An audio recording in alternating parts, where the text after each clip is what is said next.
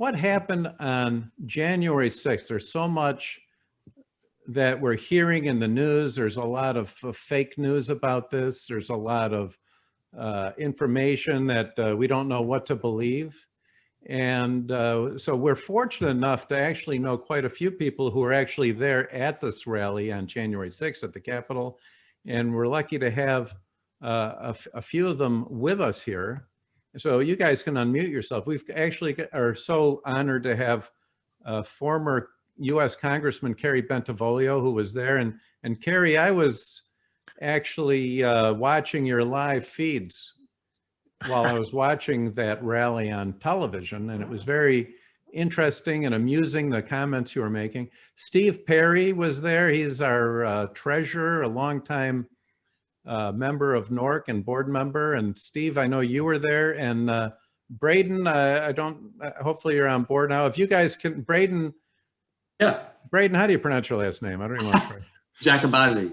Okay, you say it, I feel like I'm at an Italian restaurant when I hear a name like that. Yeah. Very good. So tell me, guys, what did you see and what happened there at that rally?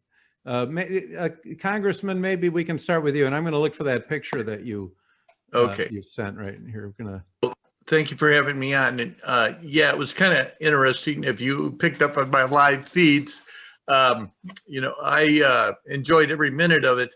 I did not see, well, I shouldn't say that. Let's start off with when I first went around that side of the building where you see the photograph, all those people, most of those people were wearing Trump hats and carrying flags, and they were, they had their buttons, and they were all Trump supporters. And I kind of thought it was a Trump fest or Trump love fest, if you will.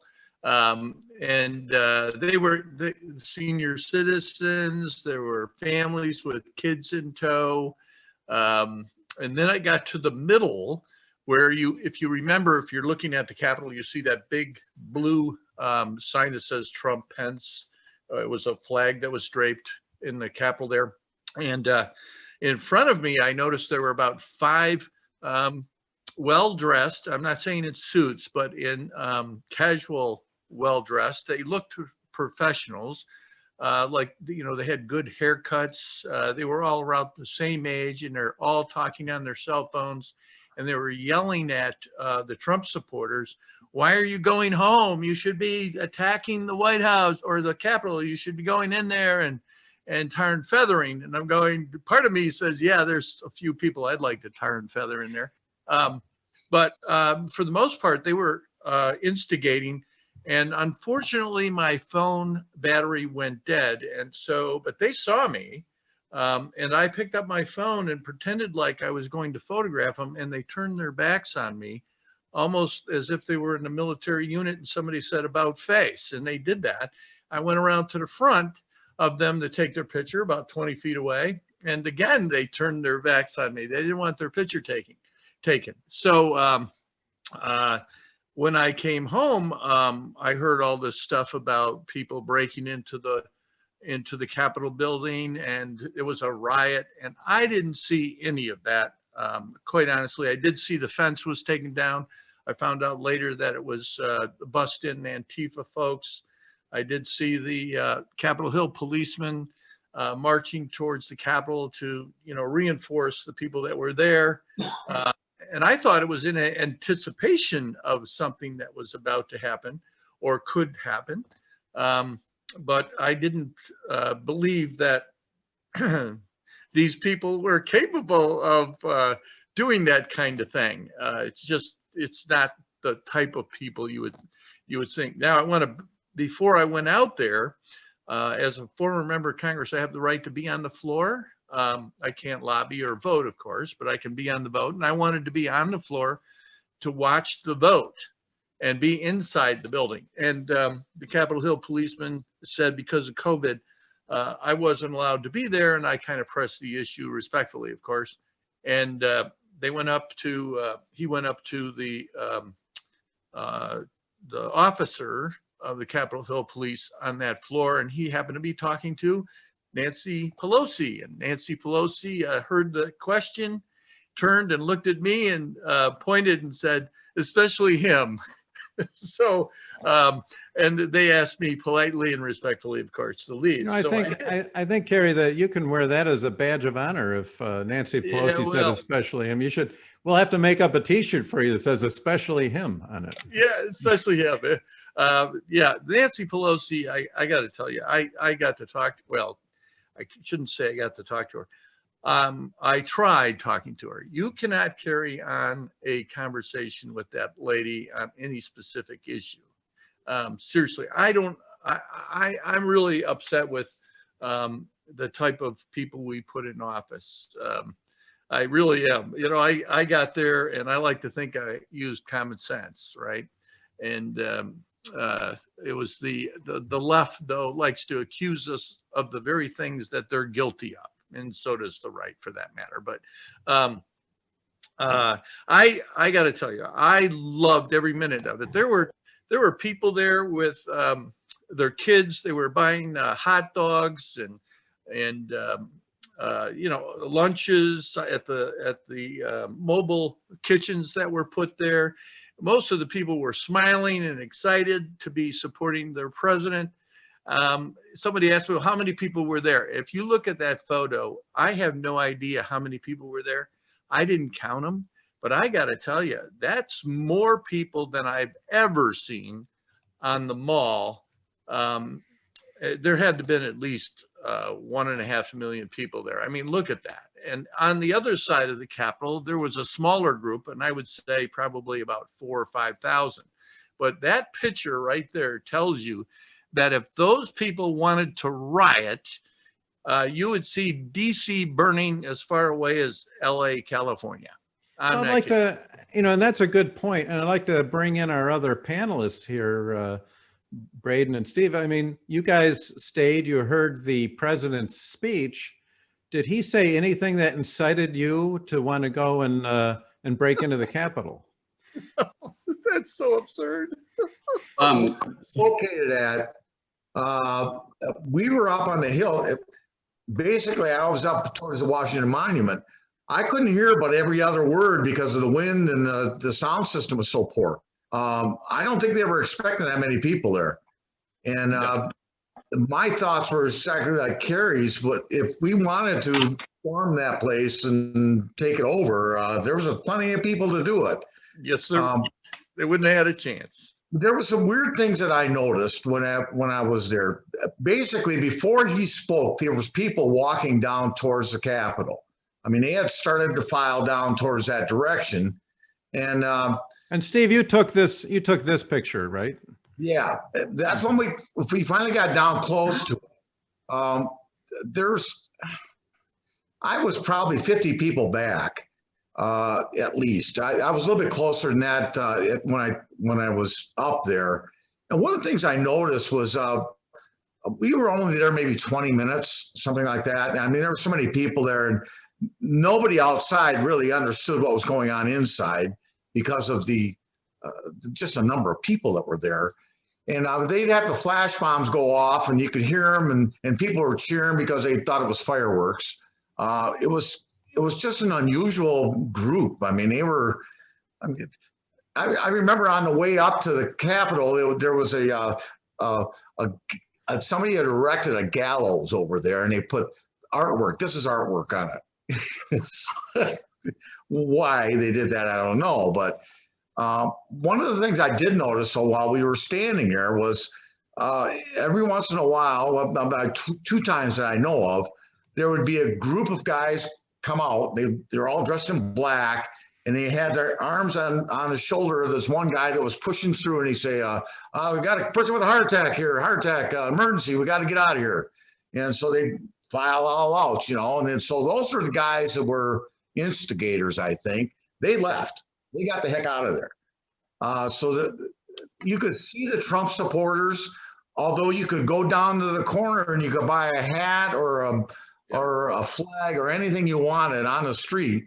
So I think that a lot of these people that went in there, they were posing as Trump supporters because you could buy a hat. Matter of fact, the guy that's sitting at Nancy Pelosi's desk, I got that same hat down the street from a guy that was selling them for the homeless shelter. Well, I So- think that that's going to be a very popular Halloween costume this year. So Yeah. Hey, can I say one other thing? sure, of course. What a lot of people are missing here is the absence of something. There were nobody there. I did not see one person carrying a baseball bat, a rake, a shovel, a pickaxe, or a club of any kind whatsoever. That's what a riot starts with, right? There wasn't anybody with a brick in their hand. There wasn't anybody with a gun in their hand.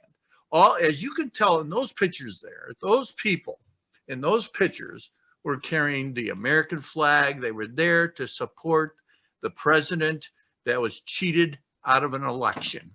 And they are very upset about it. And they weren't that upset because they weren't carrying those implements you would have seen maybe in the French Revolution or maybe even a revolution against the British in 1774, 75, and 76, right? You didn't see any of that. These people, for the most part, were smiling. They were trying to at least make a point. They were showing support for the president. And I know for a fact that I have never, ever heard a word from the president, saying, go, march on the Capitol. It wasn't anything like that. And it's sad to see that the left-leaning press and even my former fellow members of Congress, like Congressman Rice, saying he was feared for his life. I can understand why he may have felt that way, because there were probably people inside that were, and all they were responding to was what they were told. But I don't think there was one congressman there that was in fear for his life. And look, I was there with my pin, and it's pretty obvious the way I was dressed that I could be a member of Congress. In fact, some people saw me coming out of the Capitol building, right? And nobody attacked me or harassed me. They just said, hello, how are you? Well, who are you? So on and so forth. It was wonderful.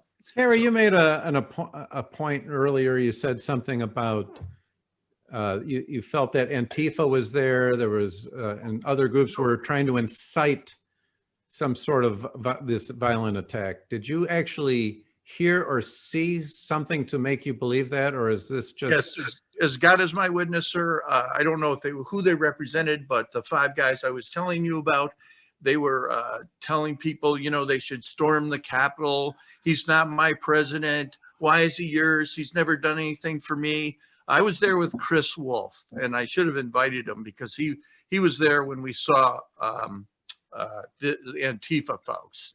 And they were harassing senior citizens, family with kids that were trying to get close to the Capitol building to see what was going on. I heard the flashbangs.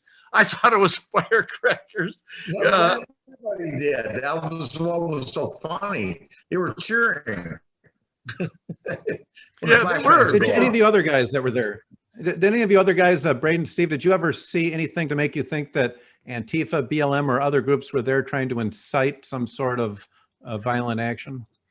Yeah, when I saw those 8 guys coming out of there, I mean, they weren't dressed like the Trump people. There was a lot of people that were up in front that you could see there was a lot going on up front. And when the tear gas started flying, we got out of there because I wasn't going to stand around for that. But they were fighting them before we got there. I can tell you that whole thing was taking place before Trump even spoke. They were down there, and Kerry might be able to give us some timeline, but the timeline for Trump inciting anything wasn't there because they were there before he even spoke. Yep. Before he spoke or before he ended speaking? Well, I think they were there before he spoke because there was a whole lot going on. I believe that, but I might be wrong, but I'd look at the timeline before he even said anything. We couldn't hear him anyway up on the hill. We couldn't hear what he was saying. Braden, what's your impression about what you saw there that day? So I have a lot of photos from the day, but so I was there for the entire thing, and I can attest to what they were saying about the people there. I've been to a lot of events. I've been to the Pussy Hat rally. I went to the initial inauguration. I've been to a lot of the Trump rallies, and on the street there by the Ellipse, I've never been as tightly packed in my entire life as I was there. That was the first panic attack I've had in my entire life. From standing there, because Trump was like an hour late, and you're just standing and you got pressure on all sides of you, and everybody's waiting, and he's an hour late. And I had to get out of there and go up to the hill by the monument because it was so packed there. So I have no problem believing there's a million people there, but I'm not an expert. What everybody is saying is true, is that Trump did not incite anybody to commit violence. In fact, in his speech, if you read it and you listen to it while you were there, he said, go peacefully up to the hill. He said that he would meet us there, and he wasn't even organizing it. He explained that, oh, I hear you. I understand that you're doing this. Go peacefully and patriotically up the hill, and I'll meet you up there, is what I got out of it. Julie, are you seeing any questions popping up? Yeah, I am not, which I'm Okay. quite shocked. Okay. So what happened? That's quite all right. Well, very good, guys. So it sounds like we have sort of a consensus of thought here that this was a peaceful rally, that there were groups there that might have been Antifa, BLM, trying to incite sort of that was planned in advance. And I would like to say something. I'd like to say something else. So at the Capitol building, there's two things that are odd. They're trying to smash through that doorway you see on the videos and the footage, where there are cops standing and trying to protect the doorway. And I'm sure people have seen some of that. And there's tear gas coming out and people are fighting the cops. A lot of those people were not Trump supporters. And the Trump supporters that were up there, when they found out they were Antifa, they would attack them and try and get them get them away and say, no, we don't do this. Eventually, there were several people, and I'm not going to say there were no Trump supporters that were participating in it, but it was being agitated by non-Trump supporters. That's what I feel started this. And there were people running through the crowd on the monument side of the Capitol building, trying to agitate people, saying, oh, this girl's been shot. These people killed them. We got to get them. We got to go after them. These mother effers, the cursing and stuff like that, and trying to get people agitated so that they would attack the police. Now, what doesn't make sense about that is that Antifa, you were right saying there were no weapons, but then magically weapons appeared. If you look at the door that they were attacking, there's a window to it that Antifa busted out with the little bullet hammers, and then they started climbing through that door. Now, we're climbing through that window. Now, if you climb through that window, from the videos that I've seen online and from what I could see from outside, it looked like an open space with doors in it. And if they wanted to, they could have just gone right through those doors, right around the cop, and just gone right into the building. But instead, they made a giant show of attacking police officers out front. And that doesn't make sense to me at all. And it doesn't make sense to me that the police officers didn't just go through that door and get those people out of there. There's a lot of things that didn't make a lot of sense that day, but there were definitely actors there that did not seem to be Trump supporters. And if you read the flyers and if you read the things that were online, there were organizations like Antifa and Black Lives Matter holding a rally that day as well to try and disrupt this one. So when I went there, my understanding was that I should worry that Antifa would attack me. I was completely, it took me a minute to wrap my head around what was going on, because I didn't realize they would, instead of attacking people like us, they would try and stage something to make us look bad. I didn't have that in my mind at all. I do have a question here. Patrick Smith, the report from the Capitol Police is that the assault on the Capitol began 30 minutes before Trump's speech ended. Yeah, so what I understand was that there was a call put out by the chief, or whoever the head of the police was, the Capitol Police chief, at 1 p.m. or around 1 p.m., saying that he was already overrun. And Trump's speech didn't end until after that. And then the walk from the Ellipse over there, it's like a 20-minute walk if you're young, and it's probably a 40-minute walk if you're older. And so there's no way that this started after Trump ended his speech. And that doesn't make sense. If you're trying to riot, why wouldn't you wait? Or if you're a Trump supporter trying to riot, why wouldn't you wait until you have 1 million people behind you to help you out? Why would you go in there alone? Good point. And Very the good. other thing is that I interviewed several people there, and probably 5 or 6 people mentioned to me that they saw a bus or a van of people that hopped out as they were walking down, and they ran towards the Capitol that weren't with them. And they also mentioned that they heard people in the crowd saying, now, they were like commiserating, saying, now here's what's going to happen. They're going to throw tear gas at you, and you have to be ready for it. And you're going to have a panic attack, and you're going to want to flee, but you can't. You just got to stay there and just relax. And they were giving them a rundown of how to behave in this situation as though they'd done it many times before. And I've been to several Trump rallies now, and I've never seen anyone do anything or act that way in my entire life, because everybody that goes there is always in good spirits and cheering and just having a good time. And they're trying to enjoy the spirit of America. They're not trying to agitate people, but there were definitely people there that were doing that. And the other thing I want to say is that Muriel Bowser, I know one of you guys said that you were eating hot dogs, but I walked around and it was very difficult to find any kind of food because Bowser closed all the businesses. And there was no Porta Johns any place either. Yeah, that was my other point. Yeah, there were five Porta Johns for 1 million people. And that was apparently due to Mayor Muriel Bowser trying to put 1 million people or 2 million people, whatever it was, pack them into a sardine can, and then make them stand around for 8 hours and not have food, not have water, not have bathrooms. Well, maybe that's why people are anxious to get in the Capitol. They're trying to use the bathrooms in there. Exactly. Yeah, that's exactly. That's a good point. Julie, any other questions? Let me just. Any comments? Any elected officials that are? No, I've got a couple of precinct delegates. Just a second here. Let me. That's okay. We've got. I think most of the people probably attending here are precinct delegates. So. Very good. Well, guys, any final thoughts on what you saw before we move on to the next part here? Well, there was. I just wanted to say, if you're, standing at the Capitol, looking at the Capitol to the right. I think it's Pennsylvania Avenue in the parking area off there. There are about 6 food, what do you call them? The mobile food, selling hot dogs and kielbasa and some other stuff. So there was food there, but by no means was most of those people were complaining, where's the bathroom? Where can I get something to eat? And I did get a hot dog, and it took me about 30 minutes to get served because there was such a long line there. But, I went to one of those places. They were out of hot dogs. oh, So- okay. Well, you must have gone after Kerry after he bought out all their hot dogs. Yeah, probably, because nothing better than, hot dogs, apple pie, and mom, right? So Right. baseball. Oh, I can't. Oh, what happened to baseball? Oh, yeah, they didn't play that because On. of COVID, right?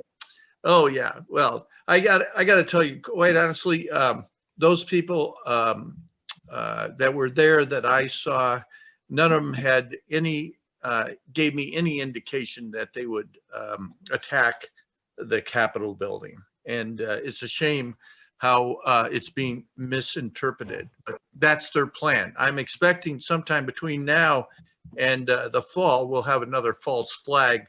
And I'm a little nervous about them,